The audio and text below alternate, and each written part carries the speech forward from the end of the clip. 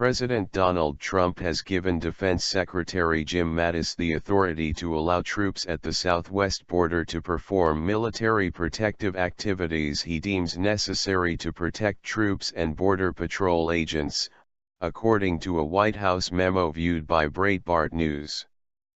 Those activities include a show or use of force, including lethal force, where necessary, crowd control, temporary detention, and cursory search, according to the memo, which was signed on Tuesday by White House Chief of Staff John Kelly. Department of Defense personnel shall not, without further direction from the President, conduct traditional civilian law enforcement activities, such as arrest, search, and seizure in connection with the enforcement of the laws, it added. Mattis said despite the new authorization, the current missions have not yet changed and that troops remain unarmed except for those whose specific job is to protect other deployed troops. There has been no call for any lethal force from the Department of Homeland Security, he told reporters Wednesday. We don't have guns in their hands right now other than a couple of non-commissioned officers who at any point are armed for force protection. So there is no armed element going in.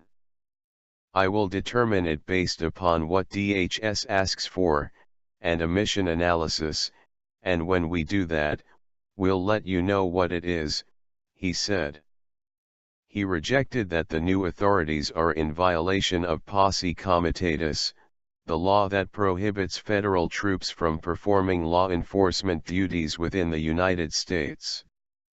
The one point I want to make is, again, we are not doing law enforcement. We do not have arrest authority, he said. He said crowd control would consist of putting up jersey barriers, and detention would be in terms of minutes.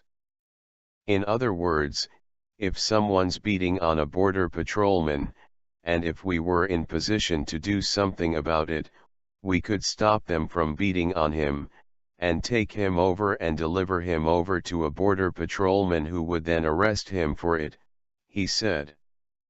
Mattis said any new mission would depend on what the DHS needs and requests and that he would brief the press if there are any new missions. We're in support of DHS and the Commissioner of Customs Border Protection, he said. The memo also said that Mattis could determine the duration of this deployment but shall consult with the Attorney General and the Secretary of Homeland Security prior to withdrawing troops. The new authority comes amid reports of several thousands of Central American migrants now in Tijuana, Mexico, who were allegedly planning to overrun the border into California.